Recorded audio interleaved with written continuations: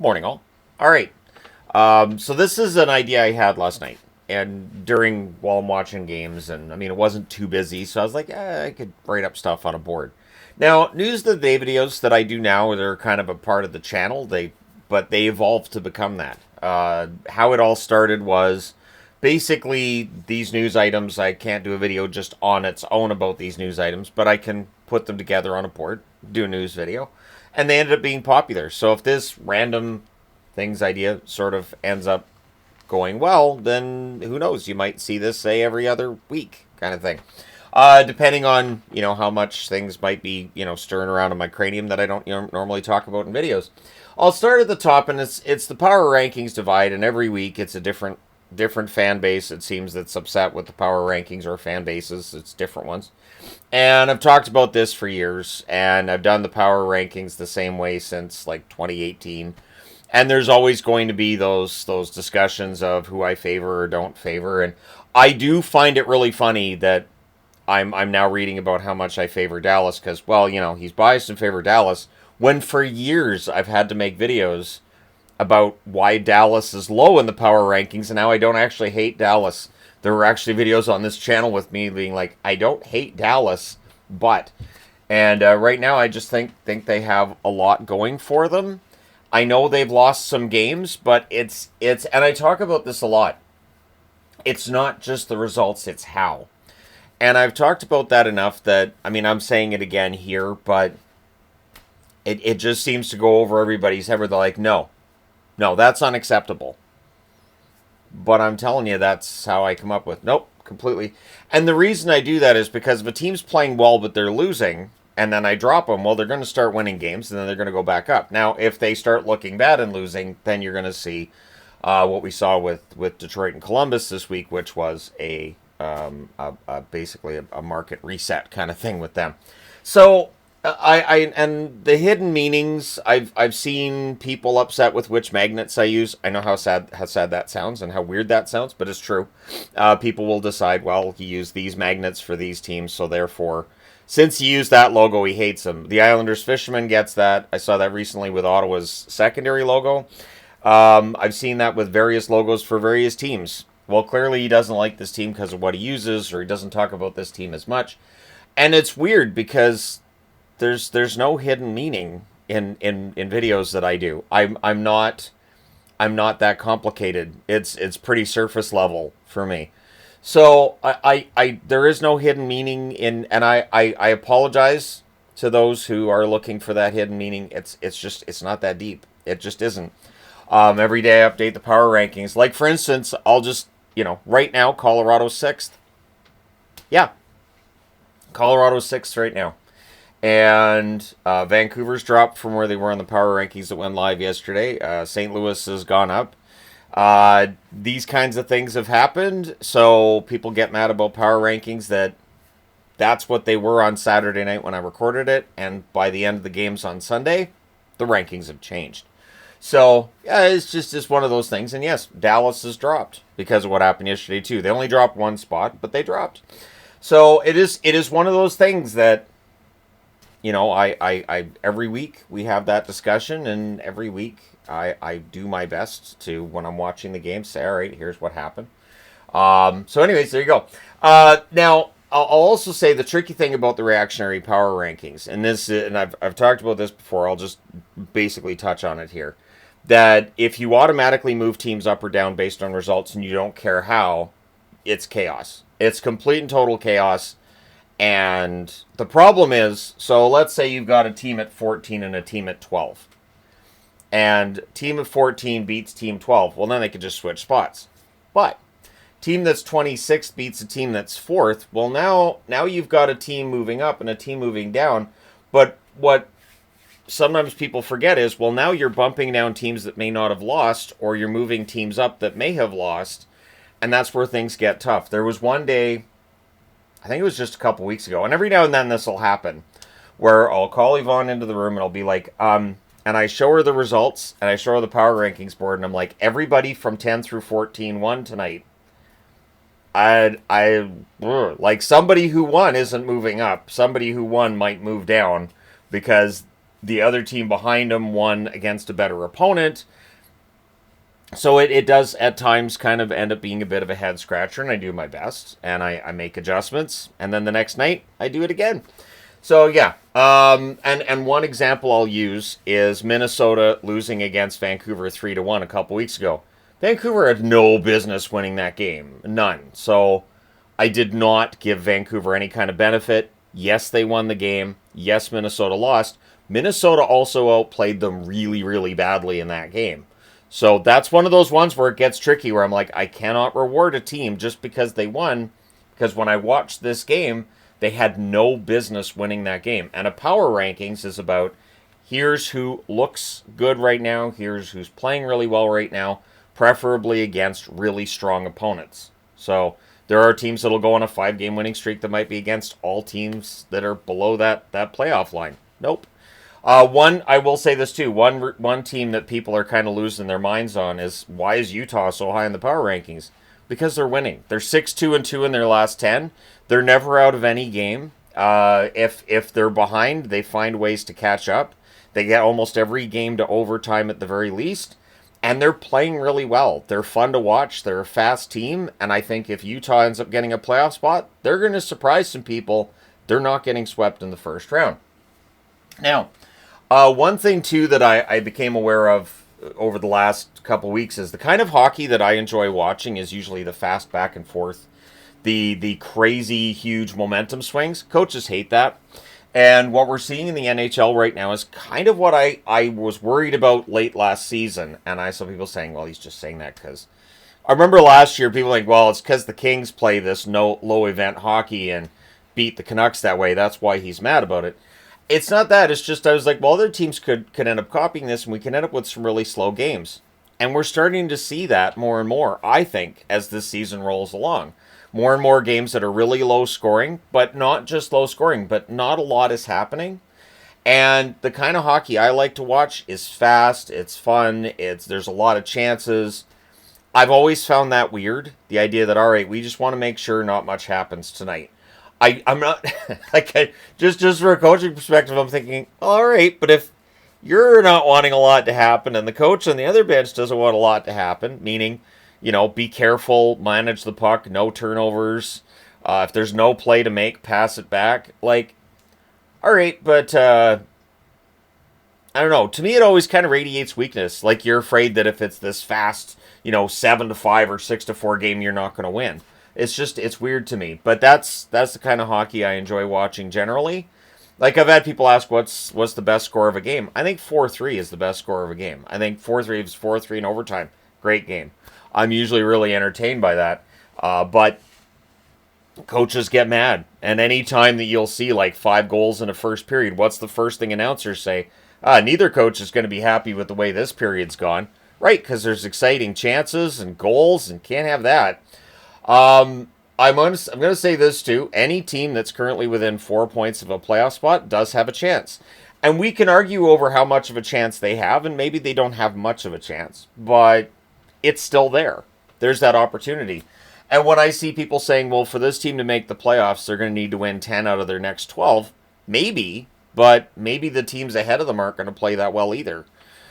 We've seen turtle derbies. I've talked about it in the West, how, it doesn't look like anybody wants to grab that playoff spot. And because Calgary and Vancouver have been mediocre and kind of just, meandering along, it's left an opening for teams behind them to jump up and get a spot.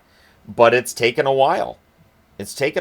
So, any team within 4 points to me has a shot. And yeah, the idea that, well, they'd have to win 10 out of 12. Or you could just say, they'd have to heat up from here. It's possible. So it's a little different way of looking at it, right? Glass half full, glass half empty. I like to be kind of glass half full. I've talked about how I try not to be negative on the channel because there's a lot of negativity online and YouTube. There's a lot of negativity in videos. Half the time I'm looking through my, when I'm browsing YouTube, recommended videos, I'm thinking, what rabbit hole did I fall down that these are my recommended videos? What bad choices have I made in my life that this is what's happening? Anyways, stats versus opinion balance. And this is something we've talked about before, too. In the beginning, when I would review games, I wouldn't have all the notes and everything. And I would just give my opinion on stuff. But there would always be those comments of, I don't think he actually watched the game because. So I started taking notes as sort of a way of me saying I did watch the game, and this, this is my way of showing, hey, I watched. I saw enough of the game that I got all these notes on the game. And I took a lot of the opinion out, and there are times where I'll just give like an opinion where I'm like, this is a pretty safe opinion, but it's the internet, so I do try to balance it out. The one thing I've noticed, and I'm this is something that drives me nuts on the internet, is that when the opinion is one that people may not share, you're going to get a lot more attention. And I don't like this because that's that whole rage farming thing, right? And I'm sure there are people that do it, that say, all right, I'm going to put together this video package and I'm going to release it, and it's going to make so many people angry and I'm going to get so many views, and no, I could never, no. But that is absolutely true. I know when my power rankings go up, and the power rankings are the one that are obvious. Also, when I'm doing a review, if something really controversial happened that night, and I'm talking about like really, really controversial, I know that review is going to do better. I also know that the comment section's probably going to be kind of nuclear. So that's the balance. But that's where, like, I like to have the stats, I like the numbers, and I like to say, okay, here's who scored, here's how the shots went, and kind of give an impression of here's how the flow of the game went. I know people watch highlights. I know people watch all of that. So I want to give them something a little different in the review, and something that's like, okay, here. Because one thing that always drove me nuts before I had a channel and I'd watch like Sportsnet or TSN, and they're doing a little highlight of the game, and here's this happened and this happened and this happened, and there you go, there's your final score. And I'm thinking, there's some context that's missing from that, because there was that one play that really turned the game around, and they didn't show it there. And it's too bad, because it really contextualizes why that comeback happened. So I try to do that with the reviews as much as I can. I try to add a little context. And would it be easier if I could use NHL highlights? Sure. But at the same time, I think that if I was picking moments out of a game, I think there'd be a lot of people saying, well, you didn't show all the exciting stuff. You just showed, like, some kind of turnover that you felt like was really important, or some kind of play that you felt was really important. Teams forechecking, for instance. And so I'm fine with doing it the way that I'm doing it. And there you go. The season is too long, and this is a discussion we have often. The season is too long, but that is by design. The NHL expanded its schedule throughout its existence. It started off with, what was it, like 18 games for a schedule. It was two halves. 2 9-game halves, I think, is how it went the first season in the NHL. And eventually it's grown to this 82-game schedule, and it's going to go to 84. And the plan is, from everything that I've heard, that they're going to take away a week of the preseason, and then, you have an extra week of the regular season. It is too long. And there's not really any way around it. It is over 6 months. Because the problem is this. So if you're going to drop the schedule down to, say, 74 games, which sounds like, yeah, that's reasonable. It's 8 less games than we have right now. But the NHL doesn't want to make less money, and the players don't want to make less money. So if you take out about 10% of the games, your ticket prices will increase by at least 10%. And I'm saying at least because we know it's going to be more than that. I mean, come on. So the ticket prices would go up. It would mean that games are more important. But then the other thing you're going to see is people complaining that, well, this guy would have had 50 goals over a normal season, but now we're down to 74 games. So it's never going to happen. The NHL and the players are never going to want to shorten the season. And I think 84 games is the top. I think that's as far as they're going to want to go with it. And it is a lot. It is absolutely a lot. One thing that I do see people saying is, well, why react to... Everybody who says trolls. Complaints aren't always trolls. Now, the problem is that in comments, I'm blunt. I'm absolutely blunt. And so it comes across as me being snippy when I'm not. And then I'll say, oh, he's getting so upset. No, I just don't agree with someone else's opinion on something. It does not mean that a fight is starting, or, oh, look how angry he is. Nah. No.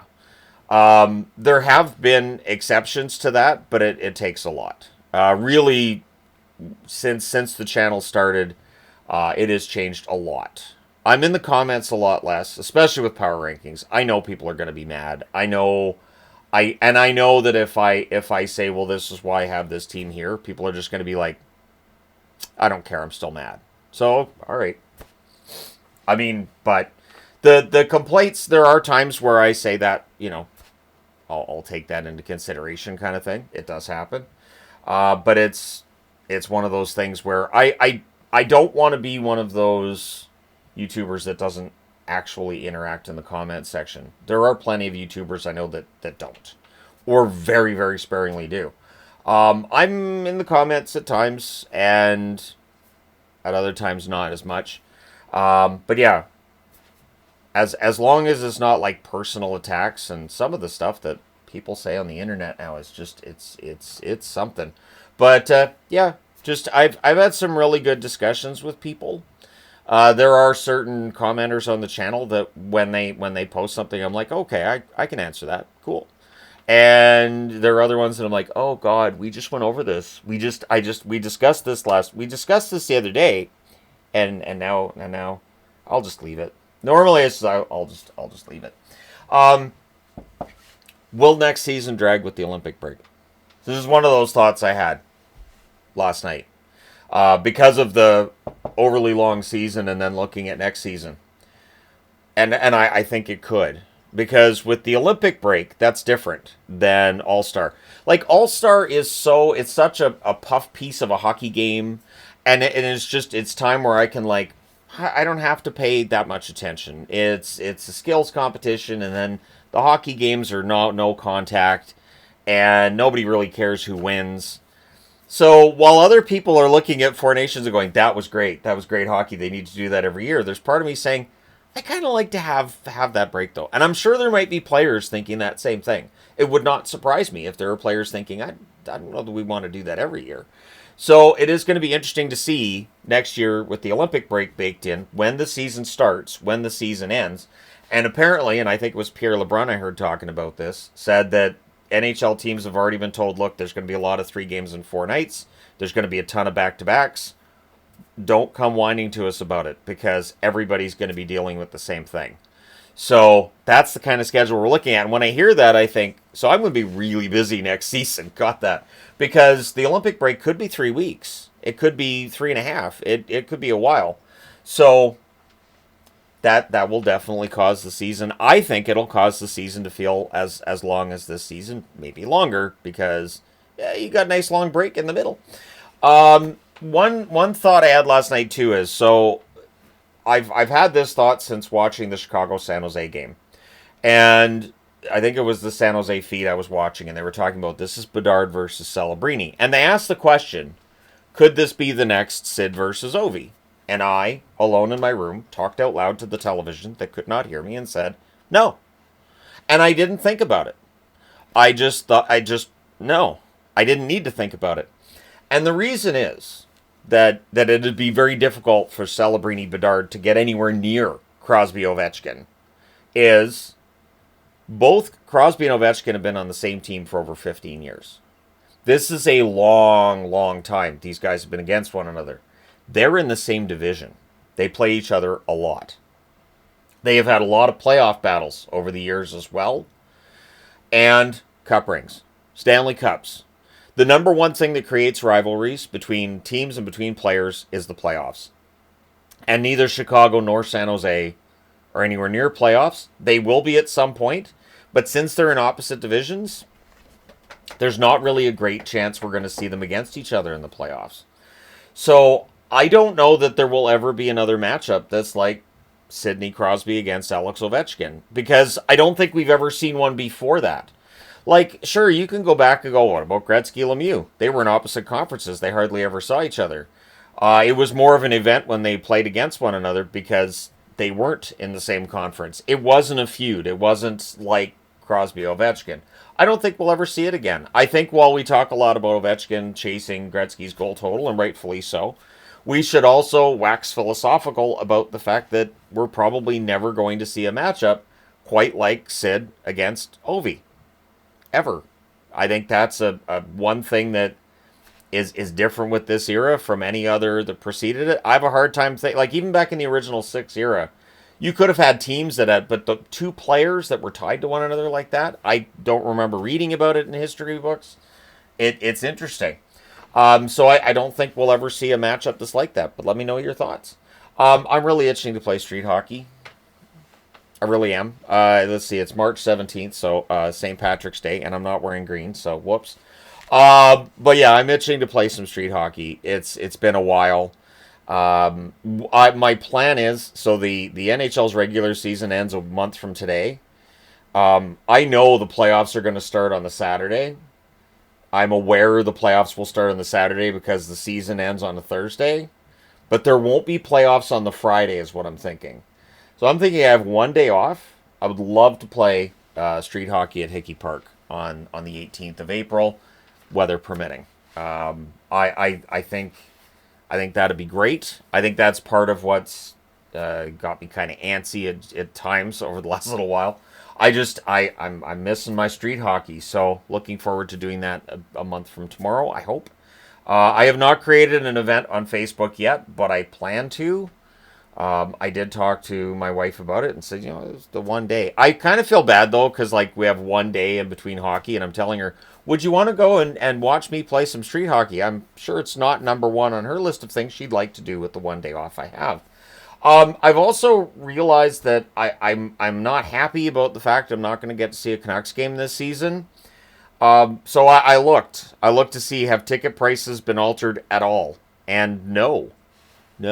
I figured maybe demand would drop with how poorly they've played at home, and with dynamic pricing being what it is on Ticketmaster now, also called price gouging, but no. The for like the San Jose game that's on a Wednesday, the cheapest ticket is $95, and I was like, nah, I want to pay $190 just for the tickets to get my wife and I to a game. And we're going to be up in the very upper echelon of or upper bowl in the back, not upper echelon, and just to watch the Canucks in San Jose.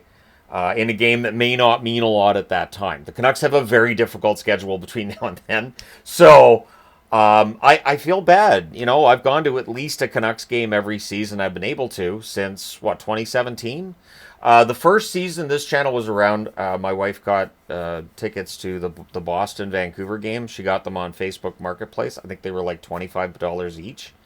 So, yeah, it's a little bit of sticker shock looking now at San Jose, Vancouver, and $95, like just, anyways, but the ticket prices just keep me out, because I was like, you know what, I can go to that game, and then I looked at the ticket prices, and I'm like, $300 for lower bowl? Are you kidding me? What the hell? It's San Jose, and it's not like there's a time machine, and oh look, we brought back the 2008 San Jose Sharks, and it's the 2011 Vancouver Canucks, here you go, straight from a time machine. Now, if they ever institute that, they can charge whatever ticket price they want. That'd be fantastic. But if they're using a time machine to bring hockey players from the past to the present, they're using it wrong. One thing, too, I wanted to throw in here, too, is the prioritizing rest and sleep is something that I've been working on, have worked on, which over the years has sometimes been difficult.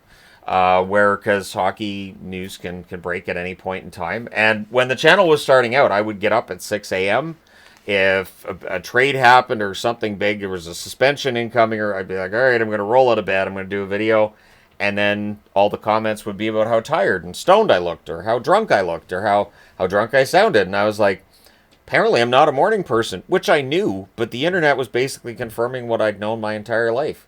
So, yeah, there's 12 things on a board.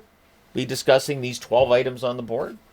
I don't think I missed anything, and every now and then I will miss something when I do a News of the Day video. No, I didn't miss anything. Just remember, there has to be at least one mistake on any given board, or else something bad's happened. So, I've been replaced by a robot at that point.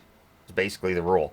And that is a rule that extends far back. So when I see, well, he's got this mistake on the board, yeah, those go back to 2016, 2017. As soon as I started doing a whiteboard, I started putting wrong names on it or spelling things wrong. There's a mistake somewhere.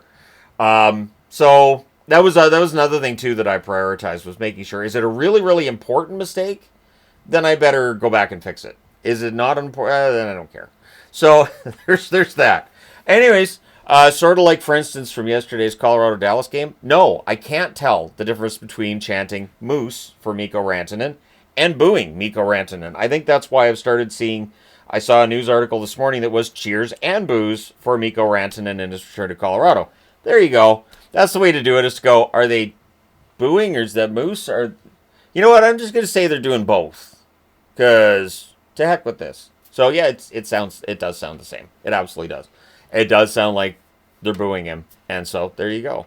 So, all right, there you go. Thank you guys so much for all your support. We'll see how this video does. Don't forget to hit like and subscribe if you haven't done so already. The channel having recently passed 341,000 subscribers, so thank you guys so much for that. I don't really think so much about the numbers now, because it's bizarre to me that there's that many people subscribed, and so yeah, I still try to run this channel as if I'm just talking to friends of mine that I haven't talked to in a long time, and make sure my words, my verbiage sounds as conversational as possible. And so, yeah, because if I thought, hey, you know, there might be 40,000 people would watch this video, it's weird, it's bizarre. So I don't think about that. Even during the power rankings, I don't think about, you know, a lot of people are going to watch this. So I just have to keep it casual and just, you know, relax. There you go. Might be some advice for anybody thinking about becoming a YouTuber.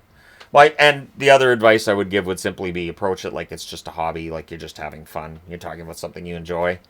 And then if it turns into something, great. If it doesn't, you're still enjoying yourself. That's how I approached it when I started out. The first day I made 4 cents. And I was like, cool, I got 4 cents. Awesome.